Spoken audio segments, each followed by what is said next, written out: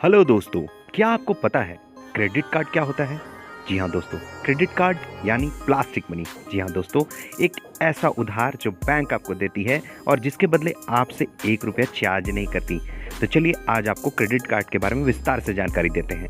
इससे पहले आपने मेरे चैनल को सब्सक्राइब नहीं किया है तो आपसे रिक्वेस्ट है मेरे चैनल को सब्सक्राइब करें, लाइक कमेंट एंड शेयर करिए। फ्रेंड्स, चलिए जानते हैं सबसे पहले कि क्रेडिट कार्ड आखिर होता क्या है।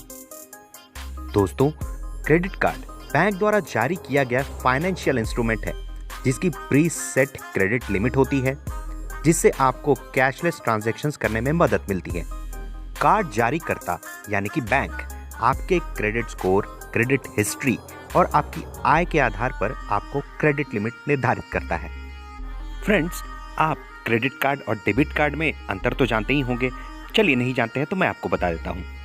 जी हाँ फ्रेंड्स, क्रेडिट कार्ड और डेबिट कार्ड में मुख्य अंतर यह है कि जब आप डेबिट कार्ड से स्वाइप करते हैं तो पैसे सीधे आपके बैंक अकाउंट से काटे जाते हैं। वहीं दूसरी तरफ क्रेडिट कार्ड से खरीदारी करने पर पैसे आपकी प्री अप्रूव्ड क्रेडिट लिमिट से काटे जाते हैं। दोस्तों, क्रेडिट कार्ड के रिगार्डिंग आपने बहुत बार बहुत लोगों के मुंह से सुना होगा, ये बिलिंग पीरियड क्या है, बिलिंग साइकिल क्या है। जी हाँ दोस्तों, मैं आपको बताता हूँ आखिर ये है क्या भला। दोस्तों, क्रेडिट कार्ड बिलिंग साइकिल आपके बिलिंग स्टेटमेंट के बीच का टाइम पीरियड होता है। दोस्तों, ये बिलिंग पीरियड एक क्रेडिट कार्ड जारी करने वाले बैंक से दूसरे बैंक से अलग हो सकता है। इसकी अवधि 27 दिन से लेकर के 45 दिनों तक हो सकती है।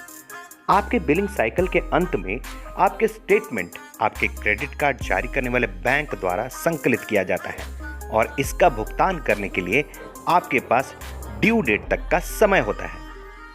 आइए दोस्तों, इसे एक उदाहरण के द्वारा समझते हैं। मान लें कि आपका क्रेडिट कार्ड स्टेटमेंट हर महीने की 6 तारीख को जनरेट किया जाता है। ऐसे में आपका क्रेडिट कार्ड बिलिंग पीरियड के उस महीने की 7 तारीख से शुरू होता है और अगले महीने की 6 तारीख को समाप्त होगा। तो दोस्तों, इस अवधि के दौरान आपके सभी क्रेडिट कार्ड ट्रांजैक्शंस मासिक क्रेडिट कार्ड स्टेटमेंट में दिखाई देंगे। इसमें सभी क्रेडिट पेमेंट्स, कैश विड्रॉल्स और क्रेडिट कार्ड EMI की जानकारी होगी। इस उदाहरण में हमने बिलिंग पीरियड को 30 दिनों का माना है, लेकिन यह कार्ड के प्रकार और आपके क्रेडिट कार्ड प्रदाता के मुताबिक अलग अलग भी हो सकता है दोस्तों। तो चलिए दोस्तों, अब क्रेडिट कार्ड के ड्यू डेट के बारे में हम समझते हैं।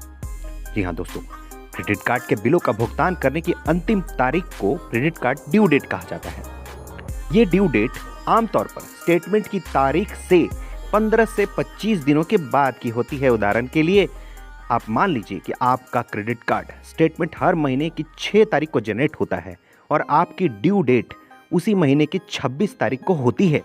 तो इसका सीधा सा मतलब है कि आपको 26 तारीख तक अपने बिलों का भुगतान करना होगा और इस समय सीमा के भीतर भुगतान करने पर कोई अतिरिक्त शुल्क नहीं लगता है। लेकिन अगर आप इस समय अवधि के दौरान टोटल अमाउंट ड्यू या मिनिमम अमाउंट ड्यू का भुगतान नहीं कर पाते हैं तो आपसे लेट पेमेंट फीस तो ली ही जाएगी, साथ ही बकाया राशि पर भी ब्याज भी लिया जाएगा।